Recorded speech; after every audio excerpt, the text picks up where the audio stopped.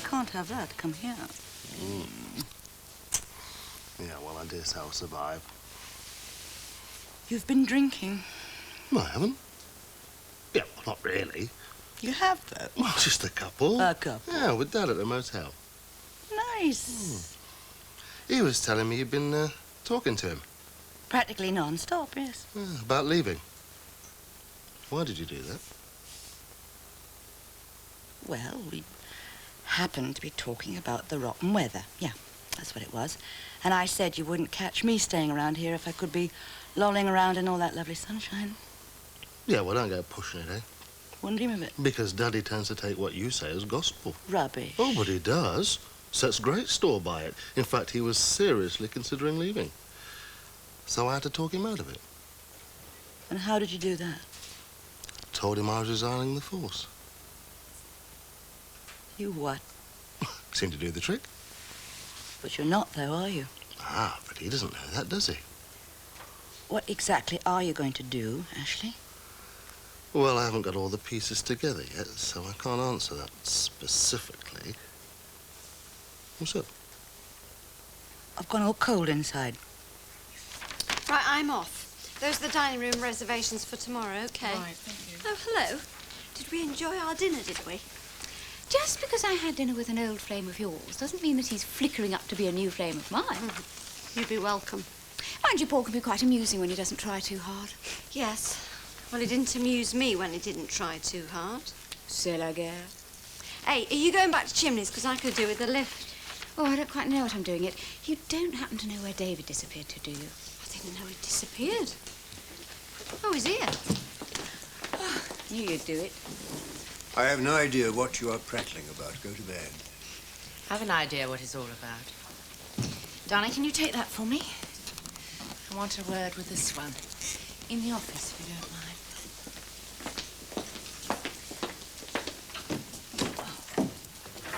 Never guess who I had dinner with tonight. Sit down, Jill, will you? Paul Ross, you know. Jill, will you please sit down? Mind you, it was by my own invitation, actually. I have never met a less trustworthy person in my life. Oh, he's not so tricky when he's off duty, you know. I'm not talking about him. I'm talking about you. I know you are. I wish you wouldn't, because I've nothing to say in my own defense. You betrayed me. You even gave him your keys so he could pounce on me unawares. I could spunk myself. Yes, I would too. Without one word of warning. Just a lot of nursery chatter about forest in fables. You had the impertinence to save my marriage. Guilty, me lad. Listen, Dave is coming in for a nightcap. Would you like to join us? Oh, well, no. I think Diane feels I'm going to give her a lift, actually. Oh, has Diane gone? Yes, she's just left. Oh, Kate, did you eat out? Somewhere quiet. I got these staff reports done. They're ready for the typist now in the morning. Oh, well, Barbara's in there, actually. And, well, the hunters are back together again. Is David in there with her? No, but he will be in a moment. I see. Good night. Well, he's your father, that's got to count. He's not an angel, I'm not saying that, but there's a hell of a lot of good in that man. I've seen it time and time again. This week, for example, Mac, Benny, and Sid. They all went out on a limb over their venture and came unstuck. Now, he saw to it that they came out of it 400 quid to the good. Well, according to Sid Hooper, without Dad's help, they'll have gone ahead themselves and launched a nice little business of their own. Sid Hooper is all moonshine. Oh, that easy, is it, eh? They'd never have got it off the ground. Listen, I don't know what's got into you. I don't know where you've dragged it up from. But leave it, Ashley, please. Just don't do anything. It'll go away, I promise you, it'll go away. It's too near, it's family. I just cannot believe that you are so hung up about what a rotten daddy he was. He couldn't have been that bad. Well, could he? Oh, look. He's only got about a fortnight or so before your mother finishes on that cruise. Just let him be there to meet her off that boat, yes? Oh, goodness me, it's still pouring down. If anybody's good with their hands, could they please build me an ark? What a lovely moment. I'm not interrupting a precious one, am I? Nothing like. We ought to get a do not disturb sign for this door, you know. My feet are just about killing me. I shall make you a cup of coffee. Oh, thanks, you're a love. What are you? I love. So, how's Ashley then? Fine. I saw you in the bar with your dad. Oh, yeah. Did she ever find her lighter? What? Whoops. Ah, tarty-looking blonde, eh? Well, she was in a terrible state and, well, she said they'd been for a joyride or something. I wonder what she meant by that. Your guess is as good as mine. Old flame of Dad's. Linda... whatever. Well, she seemed quite nice, really. Terrific. Do you want a cup of coffee, Ashley? No, thanks. I must be going. Listen, don't go on my account. I'm going to bed. No, things to do. So, Like what? Oh, this and that. Good night. Have a good long think, won't you? I never stop, do I? Oh, go away. See ya. don't forget me ark, will you? Doesn't look like stopping. Ah. Did I boob saying that about his dad and that woman? Wouldn't know. Well, it didn't seem to bother him, did it? That's one of the troubles with my Ashley. He's never quite what he seems. Button up your coat, Iris, otherwise you'll be cold. What? Oh, yeah, okay, Auntie Kath. You'll come back afterwards, won't you, Mac?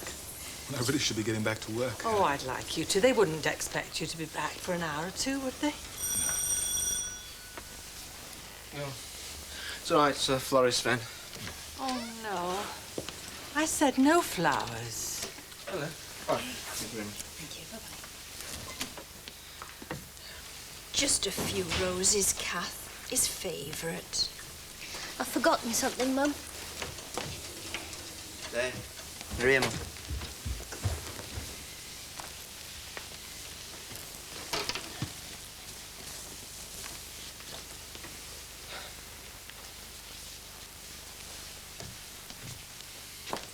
Glenn. Come in.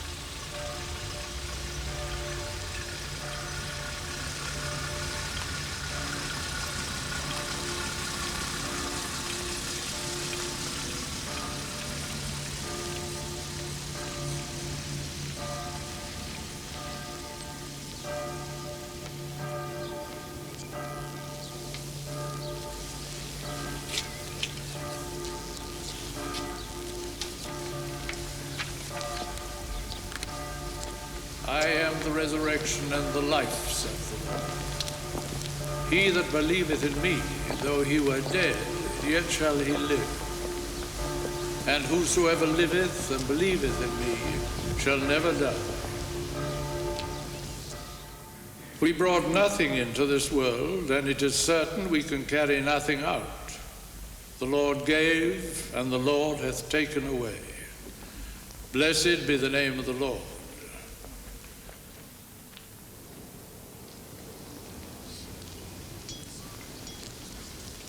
The days of our age are 80 years and 10.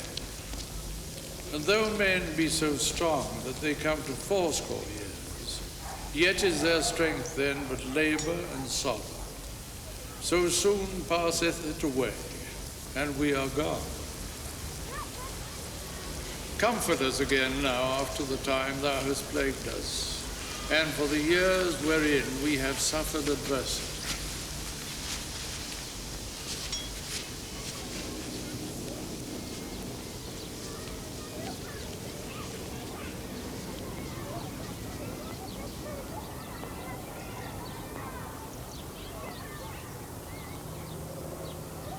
Like as a father pitieth his own children, even so is the Lord merciful unto them that fear him.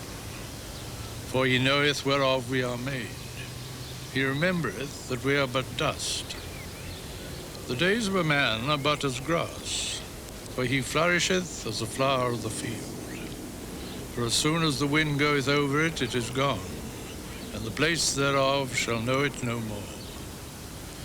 But the merciful goodness of the Lord endureth for ever and ever, upon them that fear him, and his righteousness upon children's children.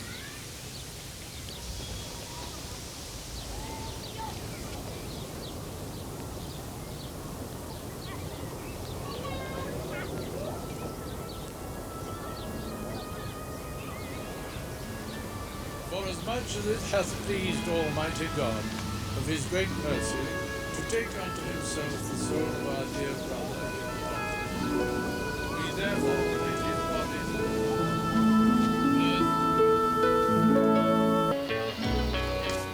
Well, there's not a lot of point in me guessing over the phone. Can you bring it in tomorrow morning and I'll get one of the lads to have a look at it? Yes, well, that's a little bit early. All right, don't worry. There'll be somebody here. Bye-bye.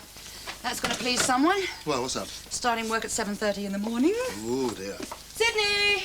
Yes, he's a very finicky man, Mr. Hartley. Mm-hmm. He's got himself an old Bentley.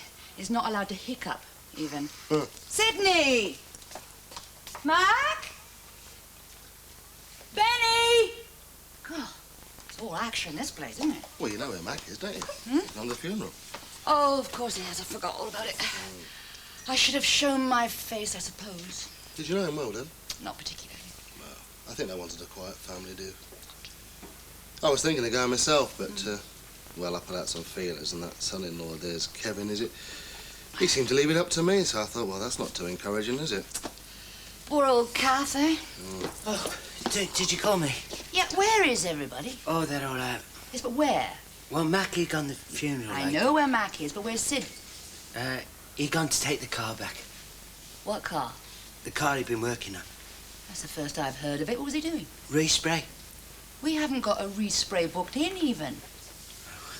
Where was he doing it? Round the back. It was special. How? Well, it was a rush job. If he's on the fiddle... Well, oh no, he ain't been on no fiddle, nothing. What was the damage? Well, just a bit of a bump, like, at the front. So why the rush job? Well, I don't know.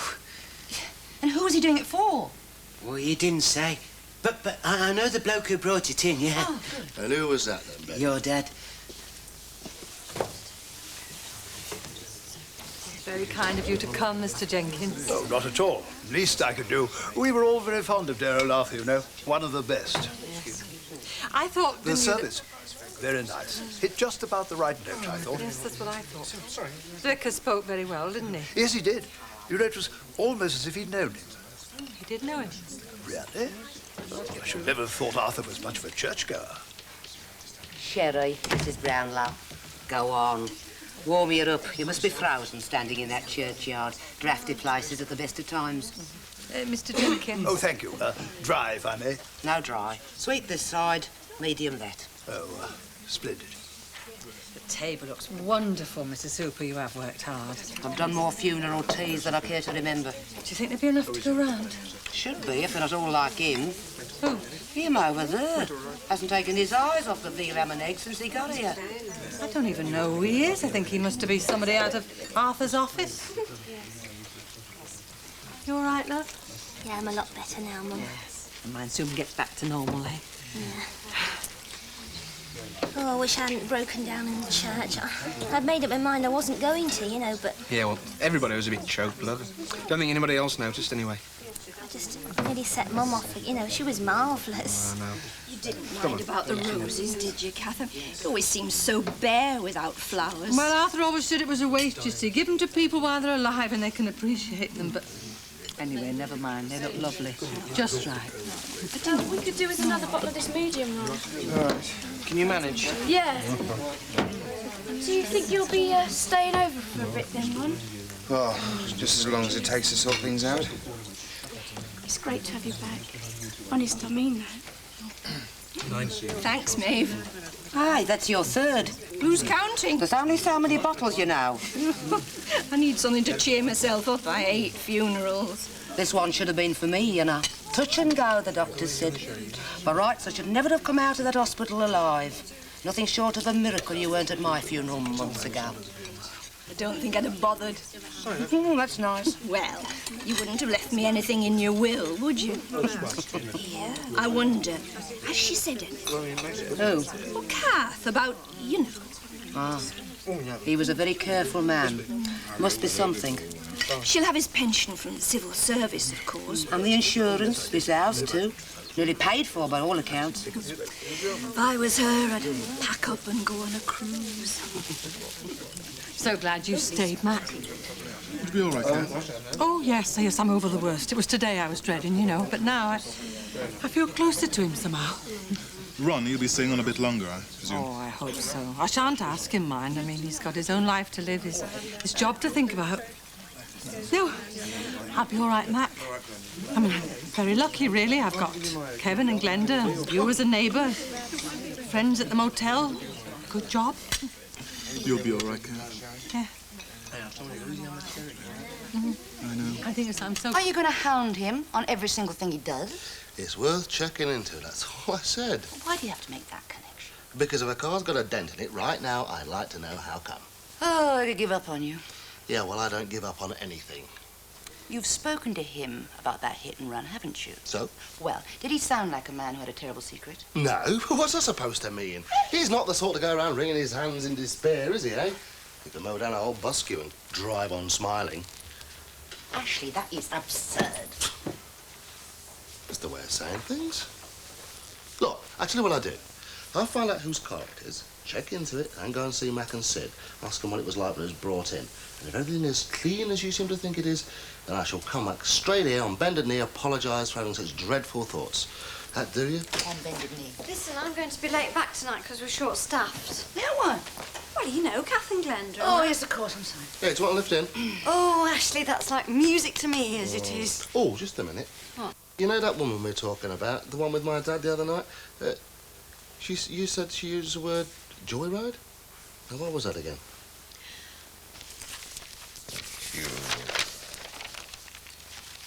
Kate, you don't look well. I'm all right. Well, that's it. You are all right. Now that Richard Lord has stopped his antics. But you won't accept that. But you should. You worried enough when you had cause to. There's no reason to go on doing so. Now you've no cause. There is every cause. And there always will be. David, there's something I've got to tell you. The affidavit he'd made. Affidavit? Yes, the affidavit Richard Lord made. Wasn't it in your favour? Oh, yes. He did everything he possibly could to say that I was innocent. But I'm not. I'm not.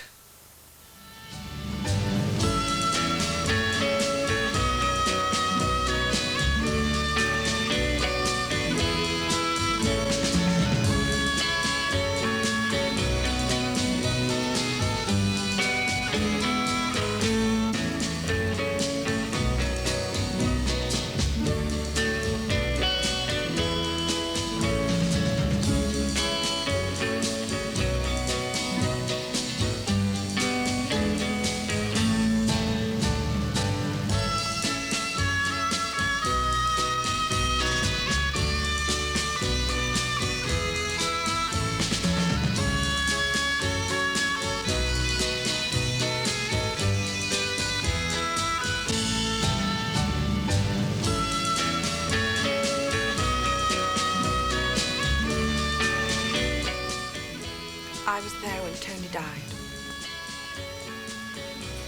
I killed him. David, I killed him.